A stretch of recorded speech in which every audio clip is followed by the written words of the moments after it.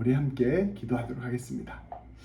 하나님 아버지 감사합니다. 다시 저희를 말씀의 자리로 불러주시고 주님 바라볼 수 있도록 인도하시니 참으로 감사드립니다. 하나님 아버지, 이 시간 말씀이 선포될 때 성령님께서 우리 모두에게 함께하여 주셔서 이 말씀 가운데 주님께서 말씀하시는 그 음성이 우리 가운데 새겨지고 우리의 심령이 변화되는 귀한 시간 되게 하여 주옵소서. 말씀 전하는 저에게 함께하여 주셔서 사람의 생각, 사람의 능력으로 말씀 전하지 않게 하여 주시고 오직 하나님의 뜻에 합한 말씀만 전할 수 있도록 인도하여 주시며, 말씀 듣는 우리 가운데 함께하여 주셔서 이 말씀 가운데 꼭 필요한 말씀이 우리 가운데 새겨질 수 있도록 인도하여 주옵소서. 예수님의 이름으로 기도합니다. 아멘. 오늘의 말씀은 신앙의 여정이라는 제목으로 함께 말씀을 나누고자 합니다. 우리의 믿음에는 두 가지 양면성이 있습니다. 하나는 우리의 바람을 담은 믿음이요, 또 하나는 우리 하나님께서 주시고자 하는 믿음입니다.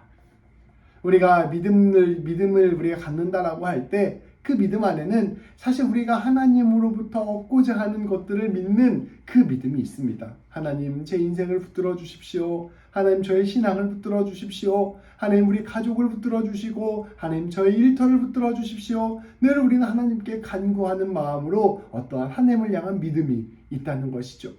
근데 또 다른 한편으로는 우리 하나님께서 우리에게 주시고자 하시는 믿음이 있습니다. 곧 하나님 그분 자신을 알려주시고자 하시는 믿음, 하나님의 뜻대로 순종하며 하나님이 원하시는 대로 살아가게 만들고자 하는 그 믿음, 하나님께서 우리 가운데 빚어내시고자 하시는 하나님의 형상을 갖게 되는 그 믿음이 또한 우리에게 한면으로 있다는 것입니다. 우리의 믿음은 이 두 가지 차원이 항상 함께 있음을 우리는 우리 자신을 살펴볼 때 알 수가 있습니다. 하나님께서는 이 두 가지 믿음의 차원을 모두 귀하게 여기십니다.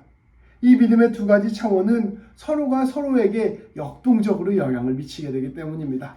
주님을 향한 우리의 간구를 통하여 우리는 주님의 응답을 경험하고, 그 주님의 응답을 경험하면서 우리는 우리 주님을 더욱 깊이 알게 되고, 더욱 주님이 깊이 알게 되면서 우리는 주님이 원하시는 믿음을 갖게 되고, 더 나아가서는 우리가 그 주님이 원하시는 믿음을 간구하는 지경에 이르기까지 이렇게 믿음이 우리 안에서 서로 역동적으로 영향을 미치고 그 믿음 안에서 하나님의 일하심을 우리가 경험하게 된다는 것입니다.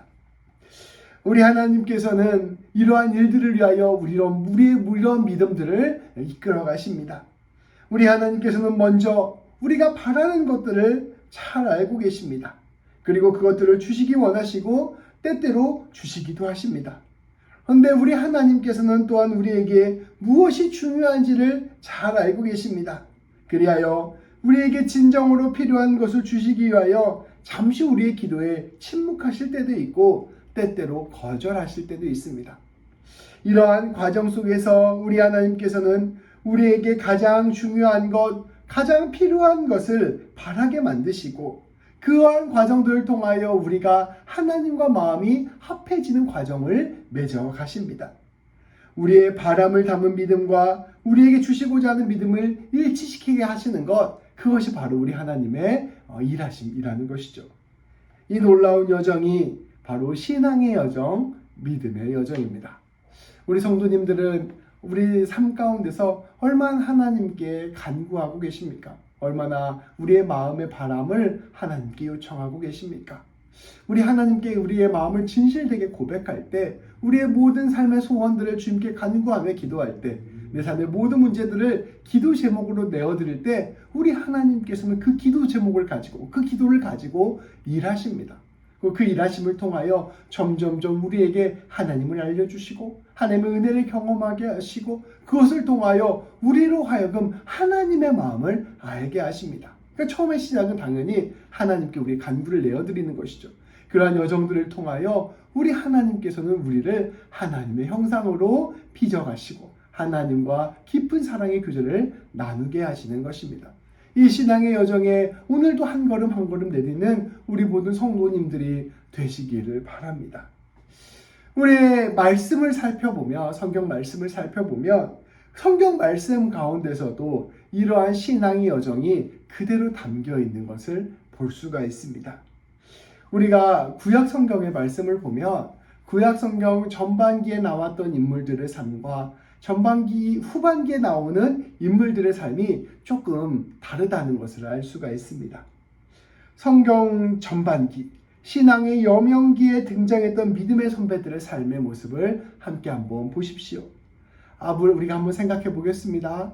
아브라함, 이삭, 야곱, 요셉, 그리고 출애굽 시대의 백성들, 또 사사 시대의 백성들, 그리고 그들을 이끌었던 모세, 여호수아, 그리고 사울, 다윗, 이런 사람들을 한번 생각해 보십시오. 이때 당시 사람들은 대체로 꿈이 있었고, 또 다른 한편으로는 욕심도 있었고, 또 하나님께 바라는 것이 많았습니다. 우리가 처음 하나님께 우리가 바라는 믿음을 가지고 다가갔던 것처럼 이 신앙의 조상들도 그러한 믿음들이 있었다는 것이죠. 야곱 같은 경우도 보면 이 천사랑 씨름을 밤새 하잖아요. 그러한 것들 통해서 하나님 나에게 복 주십시오 요청하는 모습을 보여줍니다. 이것이 바로 신앙의 초창기 때의 신앙인들의 모습, 또 우리가 신앙을 처음 가졌을 때의 모습과 매우 비슷한 모습이라는 것이죠.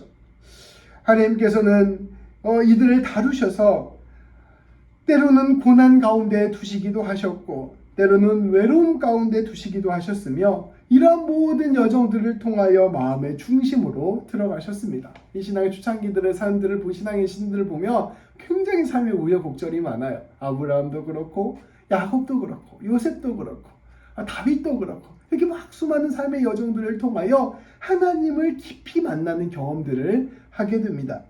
이들은 모든 과정 속에서 하나님을 믿는 길이 복을 얻는 길이요 하나님을 떠나는 길이 곧 망하는 길임을 깊이 느끼게 됩니다. 그리하여 믿음의 조상들은 하나님을 이 세상 가운데 소개하는 귀한 역할들을 감당하였습니다.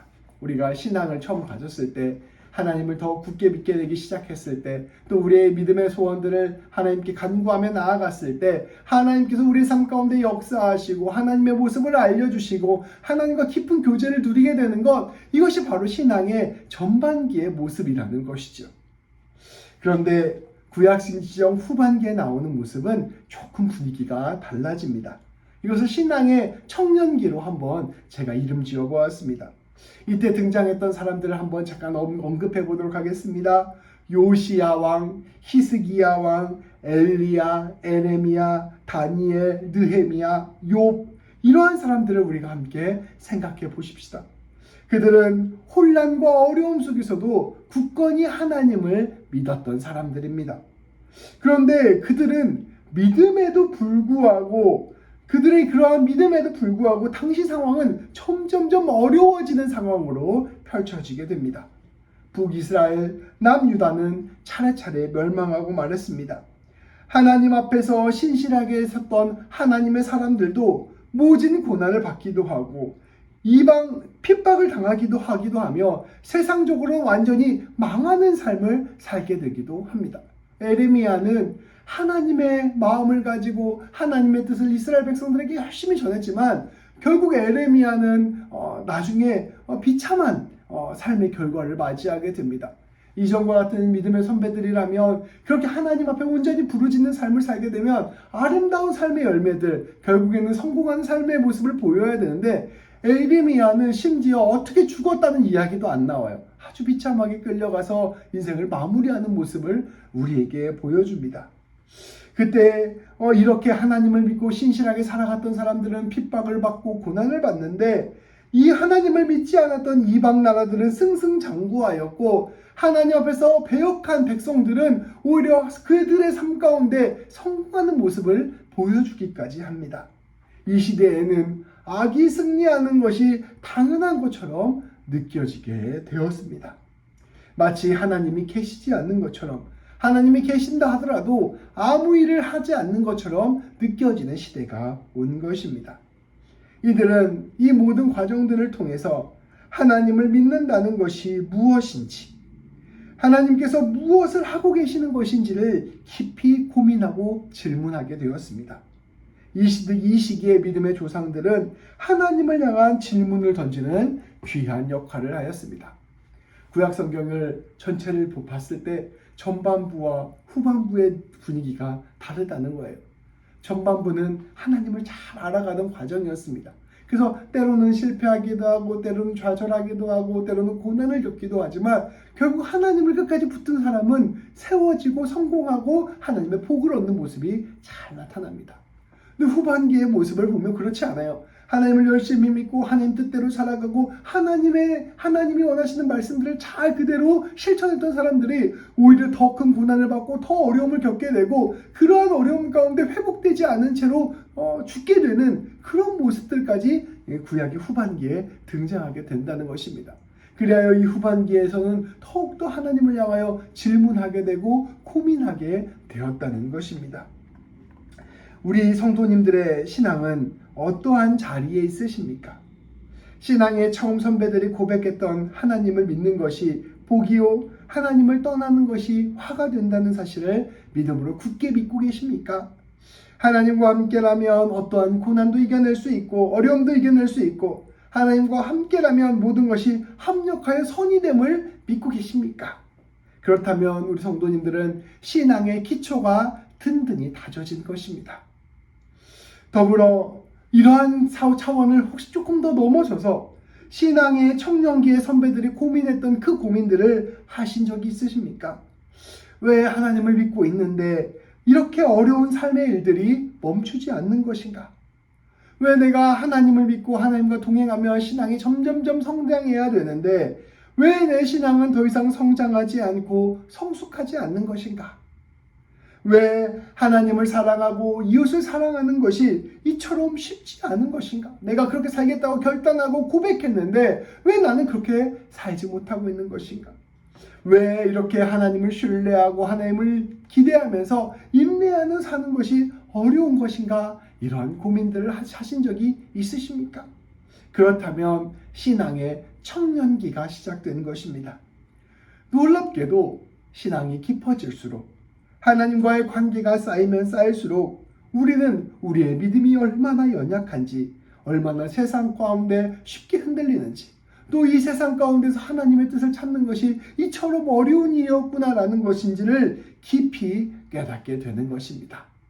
마치 처음 씨앗이 땅에 뿌려졌을 때 그 싹이 내리고 어느 정도 자라기까지는 수월하게 자라게 되지만 어느 정도 자라게 되면 가시덤물도 생기게 되고 뜨거운 태양도 비춰지게 돼서 그 나무가 더 이상 자라기 어려운 순간이 다가오는 것처럼 우리가 신앙의 연륜이 쌓이고 깊이가 깊어질수록 역설적으로 우리 안에는 그런 질문과 고민들이 생기게 된다는 것입니다.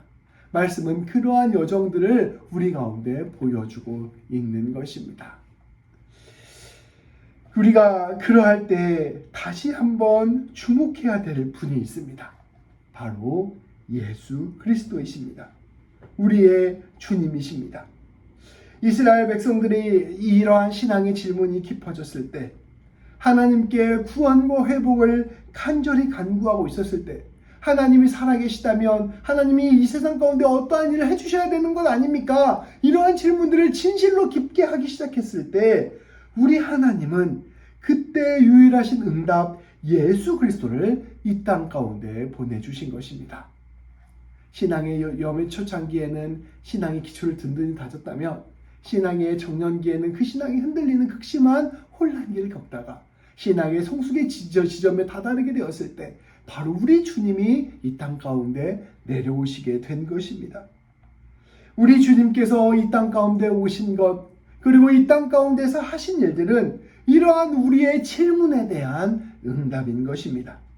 우리 주님께서 처음 사역을 시작하실 때 인용하신 말씀이 바로 이사야 말씀입니다. 이 말씀을 우리가 함께 봉독하도록 하겠습니다. 누가복음 3장 16절부터 21절까지 말씀입니다. 제가 봉독할 때 우리 성도님들이 함께 눈으로 따라 읽어주시기 바랍니다. 예수께서 그 자라나신 곳 나사렛에 이르사 안식일에 늘 하시던 대로 회당에 들어가사 성경을 읽으려고 서심해. 잠시만요. 이사야의 글을 들이거늘 책을 펴서 이렇게 기록된 데를 찾으시니 곧 주의 성령이 내게 임하셨으니 이는 가난한 자에게 복음을 전하게 하시려고 내게 기름을 부으시고 나를 보내사 포로된 자에게 자유를, 눈먼 자에게 다시 보게 함을 전파하며 눌린 자를 자유롭게 하고 주의 은혜의 해를 전파하게 하려 하심이라 하였더라. 책을 덮어 그 맡은 자에게 주시고 앉으시니 회당에 있는 자들이 다 주목하여 보더라. 이에 예수께서 그들에게 말씀하시되 이 글이 오늘 너희 귀에 응하였느니라 하시니. 아멘. 우리 주님께서는 우리가 신앙이 깊어졌을 때 우리 안에서 드러나는 모든 질문에 응답이 되십니다. 우리 주님은 오늘 말씀에 보면 우리에게 자유를 주십니다. 우리를 다시 보게 하십니다. 우리를 치유하시고 우리를 살리십니다. 우리에게 참 생명과 구원을 주십니다. 그리고 놀랍게도 그 모든 것들은 그저 그분의 기적이나 이적이 아니라 그분 자신을 내어주심으로 십자가와 부활을 통하여 우리에게 주어졌습니다. 하나님께서 이런 간절한 우리들의 질문과 고민 앞에 답으로 주신 것은 하나님 그분 자신이었던 것입니다. 주님은 우리에게 지극한 사랑과 용서의 은혜를 주시고 부활 생명의 은혜를 주셨습니다. 이 세상과 우리의 통치자가 되어서 우리의 인생과 인류의 역사를 책임져 주시겠다 약속하셨고 영생 구원과 하나님 나라를 약속하셨습니다. 그리스도인들은 이제 첫 번째 신앙의 첫 시작에서 고백했던 그 고백의 의미를 새롭게 받아들이게 됩니다. 우리가 예수님을 믿게 됐을 때 우리가 어떠한 고백을 처음으로 진실되게 한다고 하였죠? 우리 믿음의 조상들, 첫 번째 조상들이 어떠한 믿음의 고백을 진실되게 하였죠? 그것은 바로 하나님을 믿는 것이 복이 된다는 것입니다. 그런데 이 복이 무엇인지가 바로 우리 예수 그리스도를 통하여 드러난 것입니다. 이 복은, 하나님을 믿음으로써 얻는 이 복은 우리 주님 예수 그리스도를 통해 주시는 참된 복, 진정한 복, 영원한 복인 것입니다. 우리가 주 안에서 주의 사랑과 은혜를 경험하고 주의 생명을 누리고 주 안에서 온전한 구원을 얻게 되는 것, 그것으로 말미암아 주님과 더불어 동행하며 승리하는 삶을 살게 되는 것, 그것이 바로 주님 주신 참된 복이라는 것이죠. 주님의 십자가와 부활을 통하여 선포된 복이요, 더불어 우리에게 영원히 약속된 복인 것입니다. 그렇게 우리 그리스도인들은 이제 두 번째 질문을 넘어설 수 있게 되는 것입니다. 우리 삶 가운데 고난과 어려움이 있다 하더라도, 삶의 역경의 문제가 해결되지 않는다 하더라도, 심지어 나의 부족함과 연약함 때문에 내 신앙이 이렇게 참으로 연약하구나라는 것을 깨닫게 된다 할지라도 두려워하거나 염려하지 않게 된다는 것입니다. 우리 예수님께서 우리의 모든 삶을 붙들어 주시고 책임져 주시며 우리에게 영원한 사랑과 생명을 주셨음을 믿기 때문입니다. 우리가 아까도 씨 뿌리는 비유를 설명해 드렸죠. 처음에 땅이 좋은 땅에 씨앗이 떨어져서 싹이 내리고 줄기가 자라면 어느 정도까지 잘 자랍니다. 근데 시간이 지나면 뜨거운 햇빛이 이 싹을 괴롭힐 때도 있고 두꺼운 가시덤불이 이것을 덮을 때도 있습니다. 어떻게 하면 우리가 그것을 넘어설 수 있을까요?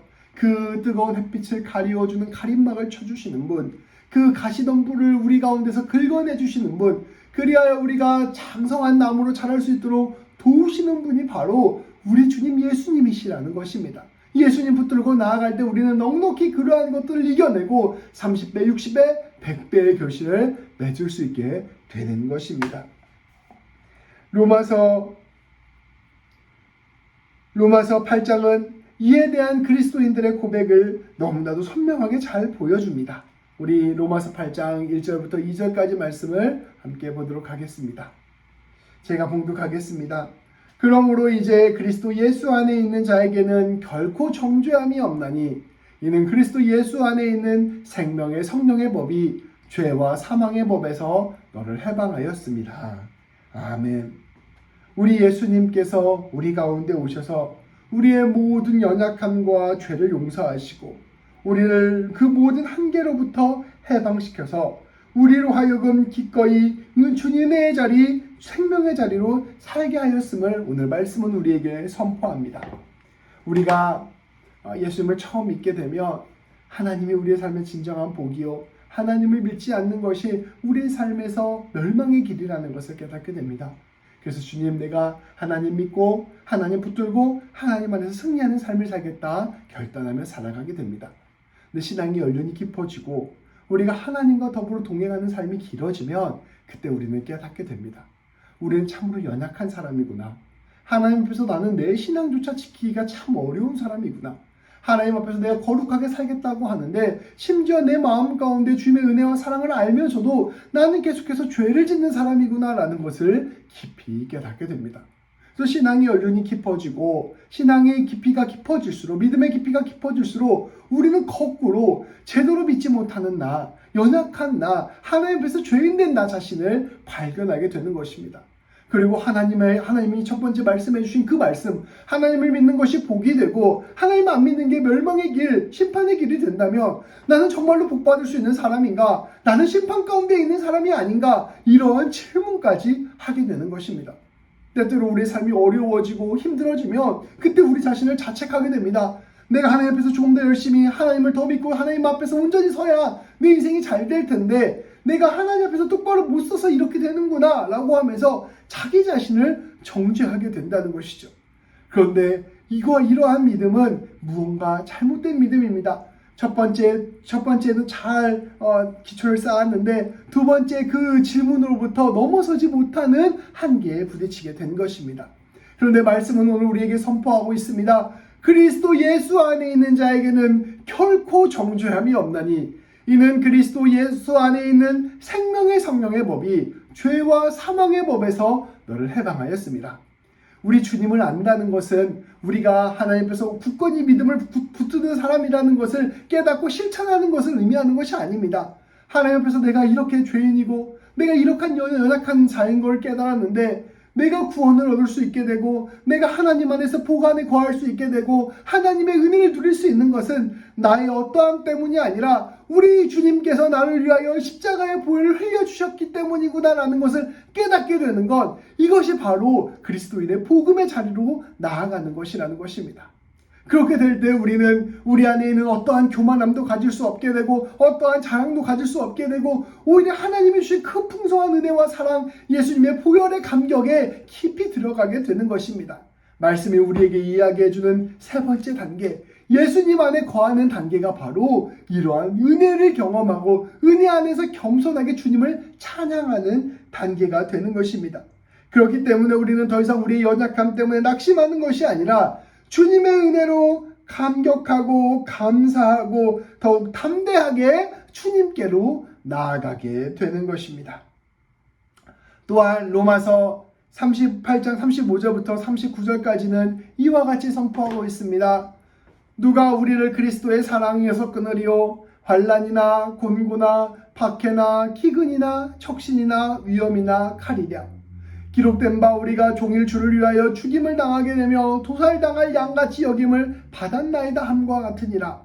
그러나 이 모든 일에 우리를 사랑하시는 이로 말미암아 우리가 넉넉히 이기느니라.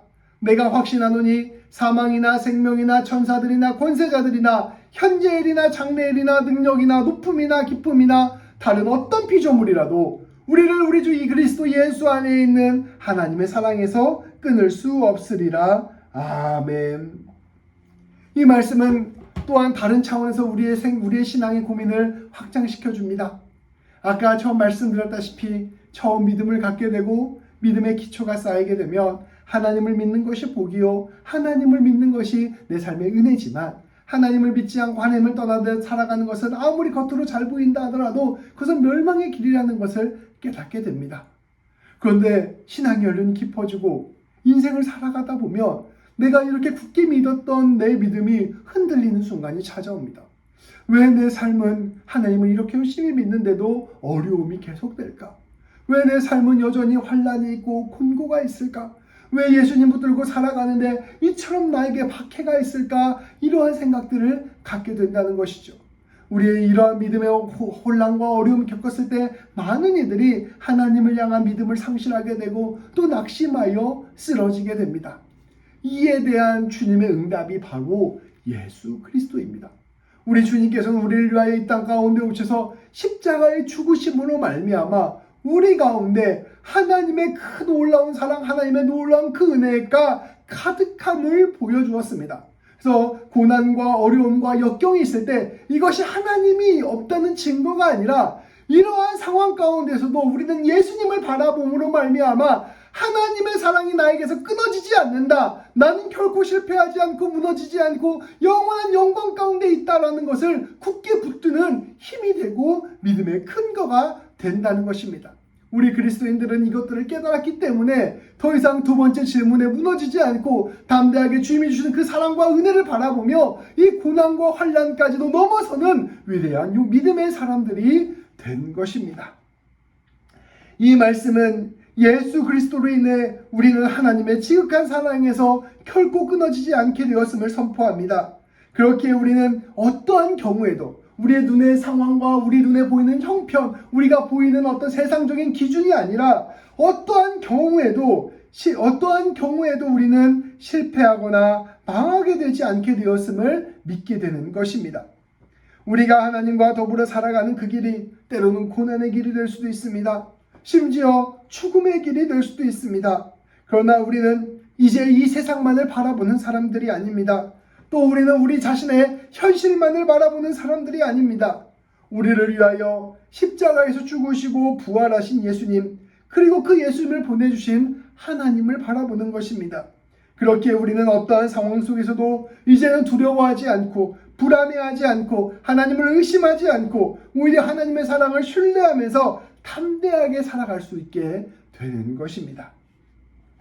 베드로전서 말씀은 우리가 이전에 함께 나누었던 것처럼 고난 중에 있는 성도들을 향한 베드로 사도의 사랑과 위로와 권면의 말씀입니다.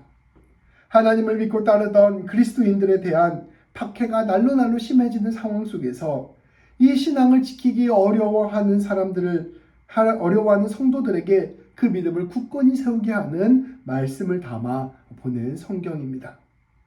베드로 사도가 앞서 말씀드렸던 그 성경 전체의 이야기를 알고 있다면, 우리 하나님께서 일하시는 그 길을 알고 있다면, 더불어 예수 그리스도의 십자가 사건과 부활을 목격했다면, 이러한 상황 속에서 베드로의 믿음 안에서 선포할 수 있는 유일한 고백은, 여러분 고난 가운데 있습니까? 여러분 낙심하고 있습니까? 그때 예수님 바라보십시오 라고 하는 것 뿐일 것입니다. 왜냐하면 그 고난과 어려움과 낙심에 대한 하나님의 응답이 바로 우리 주님 예수 그리스도이기 때문입니다. 예수 그리스도가 모든 상황과 형편 속에서 유일한 답이 되심을 알고 있기 때문입니다. 오늘 말씀을 다시 한번 보겠습니다. 사랑하는 자들아, 너희를 연단하려고 오는 불시험을 이상한 일 당하는 것 같이 이상히 여기지 말고 오히려 너희가 그리스도의 고난에 참여하는 것으로 즐거워하라. 이는 그의 영광을 나타내실 때에 너희로 즐거워하고 기뻐하게 하려 함이라. 너희가 그리스도의 이름으로 치욕을 당하면 복 있는 자로다. 영광의 영 곧 하나님의 영이 너희 위에 계심이라. 너희 중에 누구든지 살인이나 도둑질이나 악행이나 남의 일로 간섭하는 자로 고난을 받지 말려니와 만일 그리스도인으로 고난을 받으면 부끄러워하지 말고 도리어 그 이름으로 하나님께 영광을 돌리라. 하나님의 집에서 심판을 시작할 때가 되었나니 만일 우리에게 먼저 하면 하나님의 복음을 순종하지 않은 자들의 그 마지막은 어떠하며 또 의인이 겨우 구원을 받으면 경건하지 아니한 자와 죄인은 어디에 서리요. 그러므로 하나님의 뜻대로 고난을 받은 자들은 또한 선을 행하는 가운데 그 영혼을 미쁘신 창조주께 의탁할지어다. 베드로 사도는 이렇게 이야기합니다. 고난이 다가오는 것을 이상한 것으로 여기지 말라. 여전히 세상은 악하고 여전히 완전한 하나님의 나라가 완성되지 않았기 때문입니다. 주님의 뜻대로 살려고 하면, 주님이 원하시는 길 따라가면 이 세상의 방식과는 다르기 때문에 그것 때문에 어쩔 수 없이 다가오는 고난이 있다는 것입니다. 그 고난을 당연하게 여기라 라고 선포하고 있습니다. 그리고 이러한 세상 가운데에서 악이 여전히 승리하는 것처럼 보이고 의인이 여전히 패배하는 것처럼 보이는 것을 이상하게 여기지 말아라. 그것이 바로 이 세상이 아직까지는 돌아가는 방식이기 때문이다 라고 선포하고 있습니다. 그런데 베드로 사도는 이렇게 이야기합니다. 그러나 우리에게는 그리스도 예수님이 있습니다. 우리 주님께서 주님 십자가와 부활로 모든 죄악과 죽음을 이미 심판하셨고 영원한 생명, 영원한 승리, 영원한 새로운 나라를 이 땅 가운데 선포하셨습니다. 그리고 부활하신 예수님께서 이 세상을 지금 통치하고 계시기 때문에 결국 이 모든 영적 전쟁은 주님의 승리로 끝날 것입니다. 잠시 잠깐 지금 저 이방의 세력들이 강해 보이고 악한 이들이 승승장구하는 것처럼 보이지만 그 현상 가운데 마음을 빼앗기지 마십시오. 지금 이 세계를 다스리고 있는 것은 저들이 아니라, 저들의 권세가 아니라 바로 우리 예수님이라는 사실을 기억하십시오 라고 선포하는 것입니다. 우리 부활하신 주님께서 이 온 세상을 통치하시기에 결국 주님께서 승리하게 된다는 것을 다시 한번 기억하라 말씀하고 있는 것입니다. 우리 그리스도인들이 이제 고난에 참여하는 것은 주님과 더불어 영적 전투에 참여하는 것과 같습니다. 우리 주님이 대장되시기에, 우리 주님이 반드시 승리하시기에 결국 우리도 이 모든 전쟁에서 함께 승리하고 주님의 영광에 참여하게 될 것입니다. 그렇기에 그리스도의 이름으로 치욕을 당하는 것, 사랑을 하다가 고난을 겪게 되는 것, 누군가를 용서하다가 모욕을 얻는 것, 이 모든 것들이 결국은 주님 안에서 영광이 될 것이라는 것을 말씀을 선포하고 있는 것입니다. 성령님께서 우리와 함께 하셔서 그 일을 우리 가운데 깨닫게 해주실 것이라는 것을 우리 말씀은 계속해서 선포하고 있습니다. 그래서 베드로 사도는 권면합니다.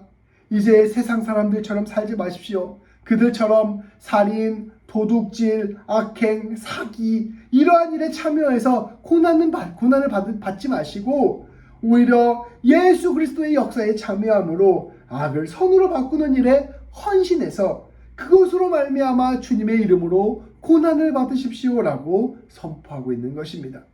그리고 그 고난은 우리가 주님의 사람이라는 증거가 될 것이라는 것을 말씀은 전하고 있습니다. 세상은 결국 그 끝에서 예수님의 심판을 받게 될 것입니다. 그때가 되면 악한 사람들은 하나님 앞에서 심판을 받게 될 것이요 그들의 번영과 성공은 그저 재와 같이 날아갈 것입니다. 그러나 그리스도인이 되어 주님의 일을 위해 고난을 받은 사람은 영원한 하나님의 나라에 들어가게 될 것이요 참된 영광을 얻게 될 것입니다. 바울은 이 말씀을 통하여 하나님의 뜻에 따라 그리스도 역사에 참여하기 위하여 고난을 받는 사람은 묵묵히 선한 일을 감당하면서 자신의 영혼을 신실하신 창조주 하나님께 맡겨야 한다라고 선포하고 있습니다. 오늘 말씀을 정리하고자 합니다. 세상 사람들은 자기의 욕심과 자랑을 위해서 삶을 살아갑니다. 그런 것들을 추구하며 자기 인생을 채워가는 것이죠. 그들은 돈과 명예, 권세, 쾌락 이러한 것들을 많이 얻는 것들을 복이라고 생각을 하고 성공이라고 생각을 합니다. 그러나 하나님의 부르심을 받고 예수 그리스도를 믿게 되고 성령님의 은혜를 경험한 사람은 이 생각을 뒤집게 됩니다. 이것이 바로 거듭났다는 것이에요. 하나님을 믿는 것, 이것이 내 삶의 진정한 복이구나. 그리고 하나님이 없는 삶, 이것은 결국 모든 것을 가져도 실패하는 삶이구나 라는 것을 깨닫고 고백하게 됩니다. 이것이 믿음의 첫 번째 여정입니다. 그러나 신앙이 길게 이어지는 여정이 펼쳐지면 우리는 그 가운데서 많은 생각과 고민을 하게 됩니다. 내가 한때 고백했던 그 믿음의 고백이 진실인가? 내 믿음이 굳건한가? 이러한 것들을 근본적으로 생각해 보게 되는 것이죠. 때로는 삶의 형편 때문에, 때로는 나의 신앙의 모습 때문에, 때로는 삶의 수많은 선택들 앞에서 하나님이 원하시는 삶, 그 하나님이 살아계시는가를 깊이 고민해 보게 되는 것입니다. 하나님께서 진정한 복이 되어 주신다는데 그것이 나에게 맞는 것이었던가? 하나님은 정말로 신뢰할 만한 분이신가? 심지어 하나님께서는 살아계시는가? 내 삶 속에서 적당히 타협해야 되는 것은 아닌가? 나의 신앙은 왜 성장하지 않는가? 바른 길로 가고 있지 않는가? 라고 이러한 것들을 생각해 보게 된다는 것이죠. 이러한 것들은 신앙이 떨어지는 것이 아니라 신앙이 깊어지는 과정입니다. 근데 여기에서 잘못 선택을 하게 되면 신앙인으로서의, 종교인으로서의 나의 모습과 내가 세상을 살아가는 나의 모습이 분리되게 돼요.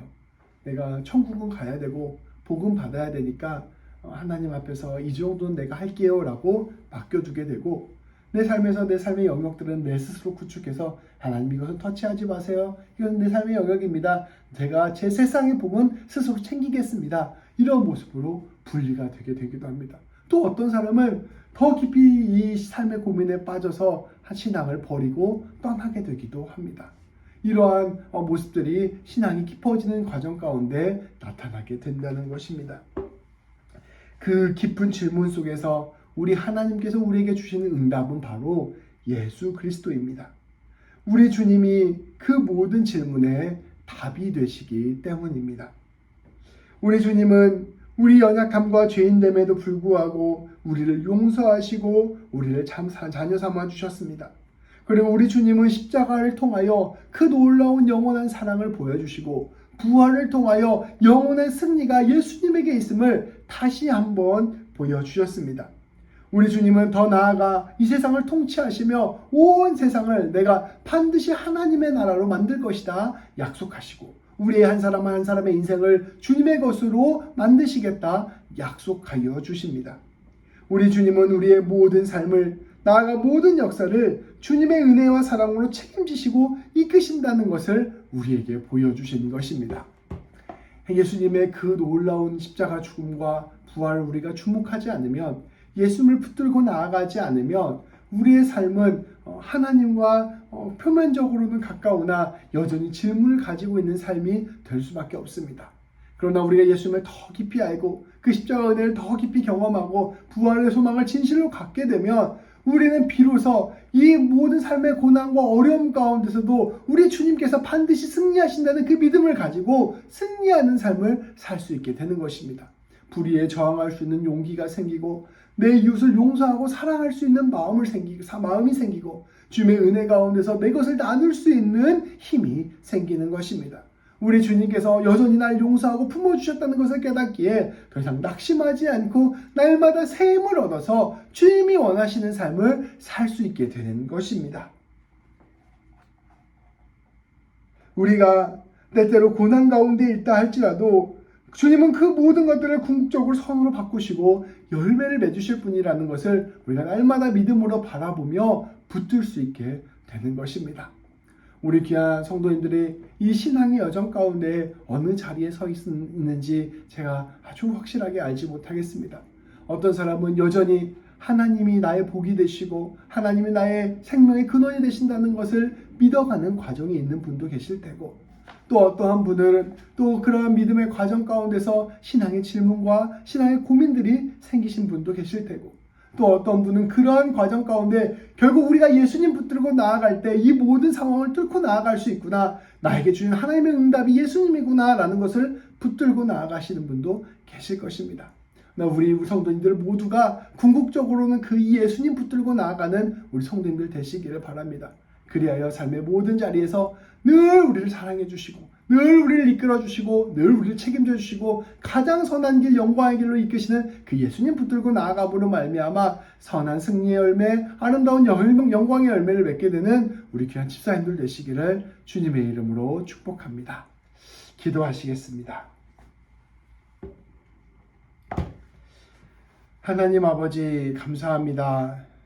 주님에 관하여, 우리 예수님에 관하여 많은 이야기들을 주님 나누었는데, 하나님 이 가운데서 하나님께서 꼭 필요하다고 생각하는 말씀, 하나님께서 가장 귀하다고 생각하는 말씀, 또 우리 한 집사님 가운데 꼭 필요하다고 생각하는 말씀이 새겨지는 귀한 시간 될 수 있도록 인도하여 주옵소서. 아버지, 우리의 마음 가운데 신앙의 기초가 든든히 쌓여지게 되기를 소망합니다. 오직 하나님만이 우리의 진정한 복이 되시고 하나님만이 우리의 진정한 생명이 되신다는 사실을 우리가 진실로 믿음으로 받아들이게 하여 주시고, 하나님이 아닌 그 어떤 것도 하나님 삼지 않으며 하나님만을 붙들고 나아가는 우리 모두가 되게 하여 주옵소서. 하나님 아버지, 그 신앙의 여정 가운데 우리에게 아버지 하나님 우리 자신의 모습에 대한 질문이 생기고 상황과 형편에 관한 질문이 생기고 삶의 선택의 순간 가운데 무엇이 주님의 뜻인가를 아버지 구하는 그러한 질문들이 생겼을 때 하나님, 우리의 그러한 고민들과 질문들과 우리의 의심들을 하나님께로 나아가게 되는 귀한 통로로 사용하여 주옵소서. 하나님, 그것으로 말미암아 우리 성도님들이 날마다 그 신앙이 깊어질 수 있도록 인도하여 주시고, 그것을 통하여 궁극적으로는 우리 예수님 깊이 만나는 우리 성도님들 될 수 있도록 인도하여 주옵소서.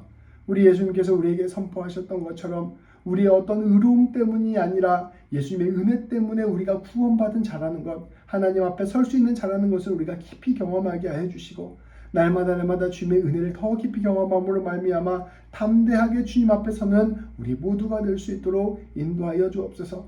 또 삶의 상황과 형편 가운데 우리의 마음이 흔들리지 아니하게 하여 주시고, 어떠한 상황과 형편 가운데서 우리를 사랑해 주시는 그 증거가 예수님의 십자가의 보혈이라는 것을 우리가 깊이 경험하며 붙들고 나아갈 수 있도록 인도하여 주셔서 어떠한 상황 가운데서도 담대하게 주님의 이름을 드러내고 주님이 원하시는 삶을 살아가는 우리 모든 성도님들 될 수 있도록 인도하여 주옵소서. 그리하여 날마다 예수님 더욱더 붙들게 하여 주시고, 예수님 안에서 아름다운 열매를 맺게 하여 주시며, 예수님 안에서 주님의 은혜를 충만하게 누리는 우리 귀한 집사님들 될 수 있도록 인도하여 주옵소서. 예수님의 이름으로 기도합니다. 아멘.